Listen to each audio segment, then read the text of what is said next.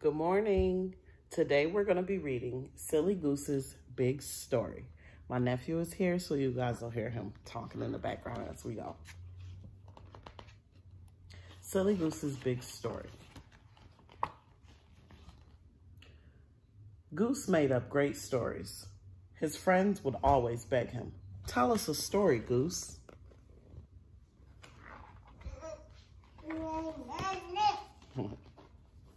One day, Goose said, "Once upon a time, there were fierce pirates. Soon, they were sailing the 7 seas together, looking for treasures, and Goose was the captain, the fiercest of them all."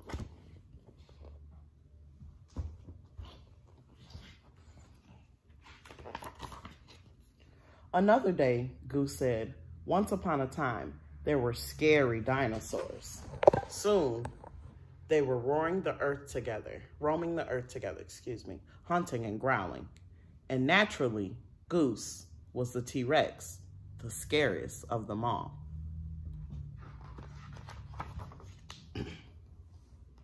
Then another day, Goose said, "Once upon a time, there was a mighty king. Soon, they were marching through towns and hills together, conquering the world. And guess who got to play the king, the mightiest of them all? Why, Goose, of course." "Wait a minute, Goose," said Beaver. "You always play the hero. Why can't we take turns?" "Yeah," said Porcupine. "I'd love to be the hero sometime." "Me too," said Squirrel. "No way," said Goose. "I always play the hero. Come on, keep marching." "That's selfish," said his friends. But Goose wouldn't give in.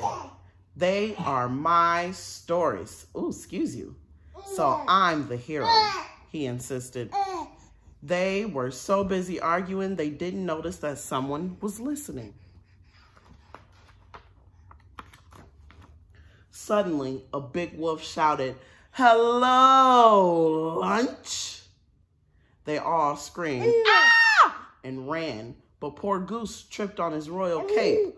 Wolf scooped him up in an instant. "So, you're the hero, huh?" Wolf chuckled. "More like a hero sandwich to me." Goose was in big trouble. He had to think fast. Finally, he had an idea. "Mr. Wolf," Goose said, "I'm glad I found you. You're in great danger." "Is that so?" Wolf laughed. "How?" "I'll tell you." Goose began the biggest story he ever told. Once upon a time, there were thousands of happy wolves living in this mountain. "Uh-huh," said Wolf.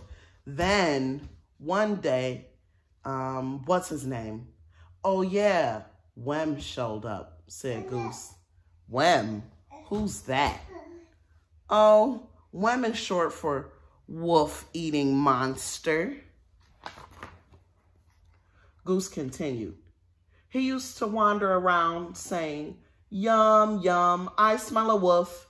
And then when he found one, he'd pop it in his mouth like a peanut." "You're a liar," said Wolf, but he looked worried. "It's true, Mr. Wolf," said Goose. "Do you see thousands of wolves here? And this is the worst part. Wem is back." Just that moment, the trees started to shake and they heard loud footsteps. "What's that?" said Wolf. Soon, spikes of hair appeared above the treetops. "It can't be," said Wolf.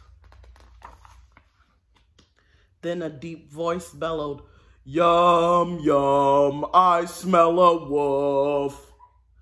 "It's Wem!" cried Wolf. He dropped Goose like a hot potato and took off running.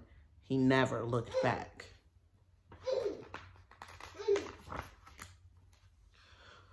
Whew!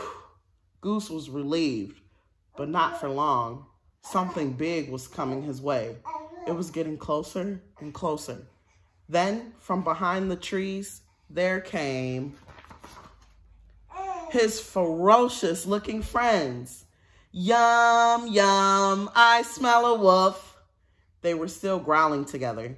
Goose shouted in relief, oh, you guys, you're Wim. Yep, I shook the tree, said Squirrel. The footsteps were me slapping my tail, said Beaver. I was Wim's hair, said Porcupine. Hey, you know what? Beaver shouted suddenly. Finally, we got to play the heroes. Play the heroes? Cried Goose. You are my heroes. You saved me.